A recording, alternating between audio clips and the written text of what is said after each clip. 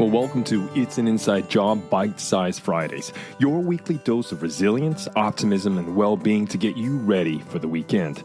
Now, each week, I'll bring you insightful tips and uplifting stories to help you navigate life's challenges and embrace a more positive mindset. And so with that said, let's slip into the stream.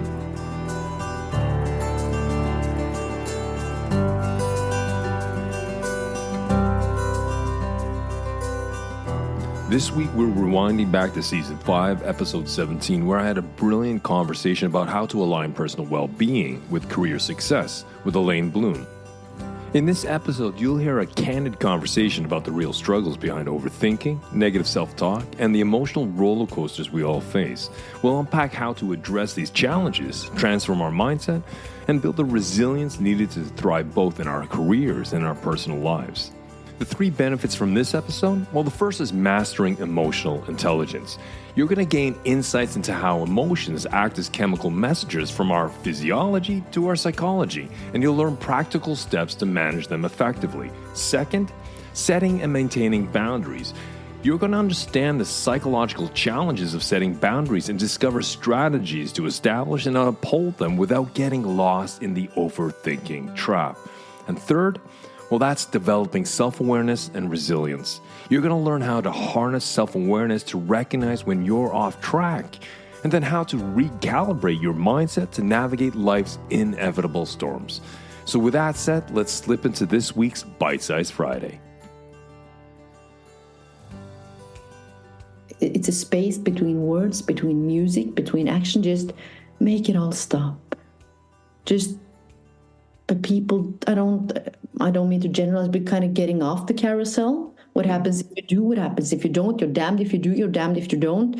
So it's all these dilemmas. You should stay at home, but you go to work. And I also wrote in quite an interesting article saying when proximity to work create distance in our close relationships. You know, have you ever been with your family, friends, partner, whatever, but your mind, as we said, it's at work. Yeah, I've been there, definitely. Yeah, definitely. You're never present. And that's also, dipping in or tapping into the career health, all of these kind of deep, sweaty, difficult, kind of crazy things that aren't so crazy, but we're so scared, Jason, of facing or meeting ourselves. And we're so good at breaking all the promises we create. I'm going to breathe. I'm going to drink water. I'm going to say no. I'm going to do this. And I did a big radio show where I had a career program, and I was talking to this amazing interns. She said, I would like to set a boundary, but if I set a boundary, I'll be more preoccupied with setting the boundary, thinking about what the person I set the boundary thinks about, and then I'll be crazy all evening thinking about what she thinks about the boundary. So it's just best to say yes. I was like, so, the inside job and the mind talk.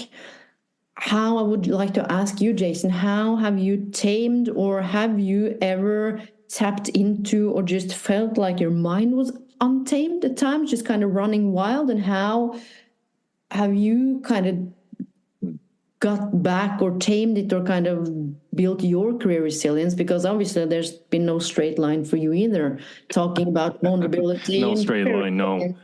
It's more like a bouncing ball in a small room. It just ding, ding, ding, ding off all six surfaces. But, of course, I mean, sometimes I'm hit with overthinking or negative thinking or self-critical thoughts or rumination. But I think what's important, and maybe I've had the advantage of having an education and working in this field for 25 years, but I always come back to the emotions. The emotions I've always dictated, and again, this is something I've talked ad nauseum on this podcast about, but emotions are just chemical messengers from my physiology to my psychology, and that's what I tell myself. And I also tell myself that it's just my brain doing its thing. It's a message. And so basically, I see emotions as neither negative or positive. I see it as comfortable or uncomfortable, but it's communicating something. And so what I will do, so I am not caught up in the narrative of the emotion and then I go down those rabbit holes, I will catch myself. And I have different ways of catching myself. And over 25 years, it's just become a habit. And I can feel the physiological response in me. So when I feel that, I literally, as you said, I pause. Because at that point, I'm mentally probably off the rails. I'm derailed. And if I'm trying to drive my train, I'm not going anywhere because my wheels are not on the tracks. So I have to stop and I reflect. And I literally think to myself, what is the emotion I'm feeling? I'm not just saying stress or anger, because I know those are secondary responses. So I look for a primary response. If it's fear, then I try to identify the fear or the anxiety or whatever it is. And then I'll ask, well, why is my emotion communicating this to me? And through that revelation, through that self-awareness, I kind of calm down. I start reflecting.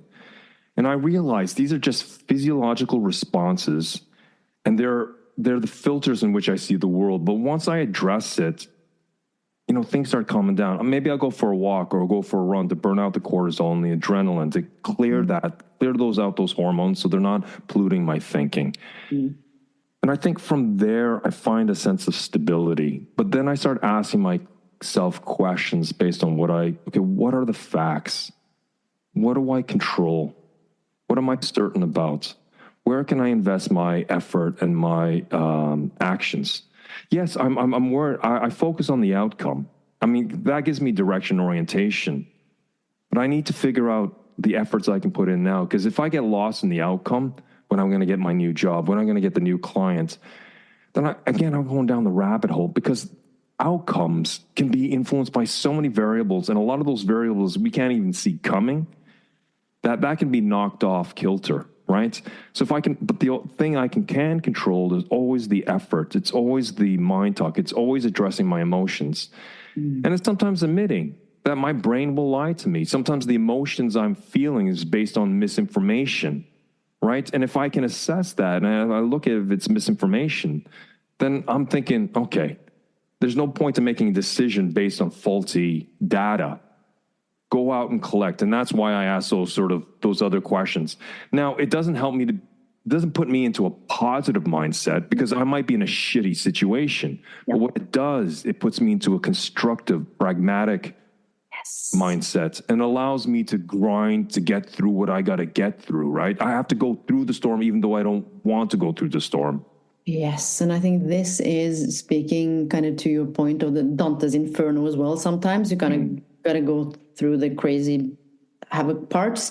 And I think that's one of the problems now, speaking to your point about this and career health, we're surface reading, we're surface interacting, we're swiping and pressing and doodling and chat GPTing, and not to say that technology is great, so we're not going into that, but it also, we get synopsis of a book in like 1 second and we kind of think we know the whole book. So one of my most cherished values is depths in relationships, in reading, in understanding myself. And it has cost me blood, sweat, and tears, talking to your point about going inwards. And I kind of the memo or the memo we get is like, stay happy, be positive.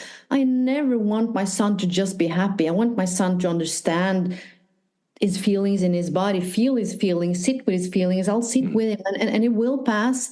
And I think this is so important to also speak to the point earlier about, attachment theory, and kind of, as you said, with the neuroscience, also tapping into the brain, but also our nervous system, kind of scanning for fears, our social nervous system, like what's going on and how we show up. Because when I talk about people kind of sending their avatar, and now how I at some point also sent my avatar, because I do not want to get hurt. I do not want to open up. I do not want to be vulnerable, because I do not know the repercussions.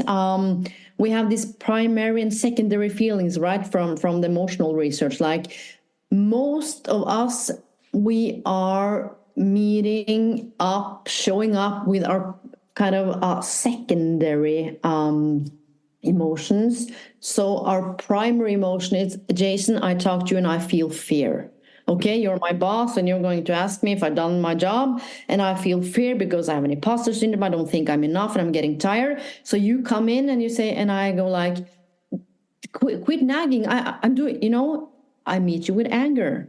So my primary kind of feeling is fear of not being enough, probably shame, not knowing how to do the task and not knowing how to ask for help. But I'll show you my secondary feeling, aggression, or being cold. And you go like, so what's going on? I'm like, nothing, just let me be. Obviously I wouldn't talk to my boss that way, but this is kind of how we communicate in close relationships. So this is when the career health is just not about work, it's about the transferability to all walks of life, to the kindergarten, our partners, kind of how we affect each other, how we can use language to elicit, oxytocin that makes us feel close, and we need each other, and we elicit empathy. Or I can say to you as my employee, like, so, okay, I don't think you have all the skills, Jason, so let's see if you can do this task, have it done by Friday. I'm kind of, with my words, injecting something. I'm mixing something in your drink that kind of creates your cortisol production, maybe fight, flight, freeze, you want to run away, adrenaline. So just imagine how we show up using our words, how we mix our own cocktails, just to speak to your point about your own mind talk and how you tame it, and kind of what do you as a manager or leader or as a parent or mix in the cocktails you kind of serve the people around you. Because what I see is a lot of emotional discharge going on, with everything that's going on in society. We're more anxious, we're more afraid, and kind of we do not kind of know how to get rid of all our stuff. You said you were running, and so we just kind of dump our emotional stuff or discharge on other people, and we seldom meet kind of the primarily emotions, but you always, at least sometimes at work, if there's not kind of a safe environment, you meet the secondary needs. So we interact upon the secondary needs, we create teams, we deliver, and people go like, but I don't feel like my leader sees me, I'm not appreciated. And I say, well, what do you want to be appreciated? Yeah, well, my efforts. But what about your efforts? Is it your avatar sending your efforts, or are you actually bringing your whole self to work? So and this is one of the most interesting questions when I travel and the career health tour and do talks, I say to people, do you like who you become at the workplace or in the workplace? And you know what happens? 300 or 400 people, they kind of start giggling, and I know, when people do the nervous giggle, a lot of people, Jason, do not like who they become in the workplace. And I said, so who do you become when you meet kind of your manager, your colleagues, your tasks? Who do you become within the framework of the culture? And how do you let your organization also see you? That's kind of the baseline of the career health. Because, but my manager, he don't get, but have you used your words to communicate what's going on? No. But how is someone supposed to get you? Or have you? No, but it's too difficult. But what is your role? And I think there's a lot of pointing outwards, but always kind of come back to, so with a breakup, it's nobody's fault, but what was my role in that breakup? Like I had last year. I was like, I kind of checked out of the relationship before I knew I checked out. So I kind of closed. Oh yeah, so it wasn't his fault. So what was my kind of role in not being too close to my colleagues at the unit? Okay, I didn't show up fully because I didn't want to, but why? Because I was so I think with the mind talk, one of the most important things I heard you say was the mind and the talking and kind of the feelings. We're so good at talking and the minding and the speaking, but we're not that good at doing the feeling and also showing kind of our insides on the outsides. And we're not supposed to just gulp and spew everything up, but kind of, who am I in this context, and do I like who I become? And if not, what's going on? What's my mind chatting about? But usually there's sometimes a discrepancy between the feelings and the things we do. So I'll just go ahead and run myself, stressed. What I think is important here is to, when people feel career shame, they've lost their job and they do actions such as they drive an extra 20 minutes to go grocery shopping. So they're not going to run into people they know. I just want people to know that this is a normal reaction. Career shame, because it's an identity wake. I mean, as we talked at the top of this conversation, a lot of our identity is wrapped up in that. And so to have that shame is a natural product of losing one's position, status, their sense of value, or their sense of contribution. And there's no one broken because of this. But what it means, though, it's what I also hear what you're saying, Elaine, is you, when it came to your split with your significant other at that point, is that you had to have self-awareness. You had to take ownership. You had to look at your responsibility in this game. And maybe you were acting in a way that you weren't aware of, per se, or what the drivers were. But I think that takes a level of vulnerability to yourself, but also a level of courage to face that vulnerability, to have that self-awareness. A lot of people, and this is no comment on themselves, at some point they haven't reached that level where they can face their vulnerability because they're so wrapped up in their identity, which is completely understandable, that they go along with that narrative that goes along with that identity until at some points they hit some trigger point where they're thinking, I can't continue this. And then they have to do a little more of the deep work. They can't keep kidding themselves. But I think for a time, that's also a normal reaction. We kid ourselves and we kid ourselves and we kid ourselves. The coping mechanism, Jason, because, as we know from Gabo and Mate's work in kind of infancy, and we're born with two needs: the need to belong and the need to be authentic. And in order to receive love, we kind of, alter parts of ourselves. We become quiet, we stop crying, or at least we don't cry that much. We do not ask what we need. We learn kind of to read the environment and our parents, and what do I need to do to feel loved? Do I need to run and be successful? Do I need to get it, look pretty? And I think this also kind of follows us, of course, into our adulthood. And I think there's a lot of people abandoning themselves, like, I need to belong. And Brené Brown also, of course, talks about it, kind of belonging and fitting in. And I think some of us have forgotten how to belong to ourselves, so we kind of belong to everyone else. And I think one of the most interesting things there, when we talk about career shame and kind of starting anew and career resilience, one of the worst feelings is just feeling so completely alone. And I felt alone in my breakup. I felt alone in my career decision because people say, go right, and I just went left. I quit an amazing job as a manager, leader, responsible for 300 people, 22 leaders, because there was something about the ethical, it was something that just kind of kept gnawing at me. So just my job, and I traveled the world. 2016 started Project Bloom.